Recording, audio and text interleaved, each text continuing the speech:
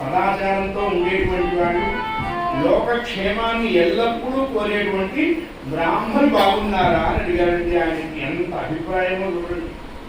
వాళ్ళ ఇంట్లో తిండి లేకపోయినా, వారికి తినడానికి లేకపోయినా, లోకా సమస్త సుఖనోభవంతో అనగలిగిన వాడు ఎవరన్నా ఉన్నాడంటే ఒక పురోహితుడు మాత్రమే అనగలుగుతారు, ఒక బ్రాహ్మణుడు మాత్రమే అనగలుగుతారు.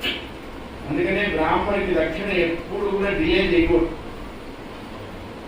60 లక్షలు పెట్టి కళ్యాణ మండపం కొంటారు, 40 లక్షలు వంట వాళ్ళకి ఇస్తారు, 15 లక్షలు ఈవెంట్ మేనేజర్కి ఇస్తాడు. ఇప్పుడు పెళ్లిళ్ళన్నీ కూడా ఫోటోగ్రాఫర్ చేతిలో, ఈవెంట్ మేనేజర్ చేతిలోనే ఉండిపోయింది.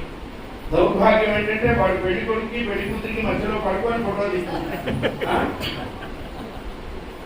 మనం దాన్ని ఆల్బంలో కట్టించుకొని ముడి చూసి చూసి మరోలాగా చచ్చిపోతూ ఉంటాం. ఇద్దరు అగ్ని సాక్షిగా మంత్రాల సాక్షిగా ఏకమయ్యేటప్పుడు ఈ మొదట మూడో వాడు ఎందుకు చెప్పండి? పెయింటింగ్ వాళ్ళే చేస్తుంటారు.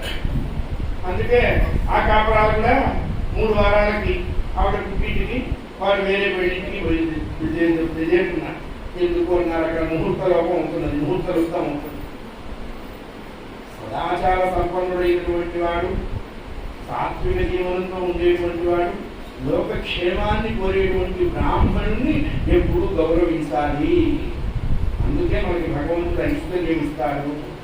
ఐశ్వర్యం ఎందుకు అన్నారు? బ్రాహ్మణుడిని పూజించడానికి అన్నారు, బ్రహ్మ విచార సంపన్నుడిని గౌరవించడానికి అన్నారు, నీ క్షేమాన్ని కోరేటువంటి హితబుద్ధి కలిగిన పురోహితుడిని గౌరవించడానికి అన్నారు.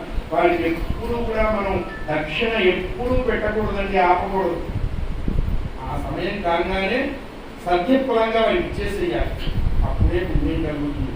రేపు రండి, ఆపు రండి, మా పిల్లలు 16 రోజుల పండుగకి హనీమూన్ ట్రిప్ వెళ్ళారు, వచ్చిన తర్వాత రండి. ఈ పిచ్చి మాటలు మాట్లాడితే ఏమవుతుంది అన్నారు? రోజు రోజుకి గంటకి వడ్డీ వేసి వాడికి ఇవ్వాలి అని చెప్పింది ధర్మశాస్త్రం. ఆయన అంత పని వద్దు, వాడు ఒప్పుకున్న 1000 రూపాయలు వాడి చేతిలో పెట్టండి, వాడు సంతోషిస్తారు. పరమాత్మ అదే అడిగారండి, సాత్వికాచార సదాచార సంపన్నుడు సాత్విక జీవనులకు భూసురోత్తములకు క్షేమమా అని. ఎందుకు అన్నారు? గోబ్రాహ్మణ్యకు శుభం భవతు అని చెప్పారు. వాళ్ళిద్దరూ బాగుంటే లోకం అంతా బాగుంటుంది అని పరమాత్మ అంతా బాగున్నారు. కృష్ణ, మీకు విషయం మనం చేయడానికి వచ్చాము అన్నారు. అది కొంచెం కనపడుతున్నది, ఏమి దాని సంగతి అన్నారు. నేను చెప్పను, మీరు గ్రహించండి, మీరు అవధరించండి అని చెప్పాడు ఈ పరమాత్మని. అవధరించడం అంటే ఆయనే వినాలి. వెంటనే ఆ పరమాత్మ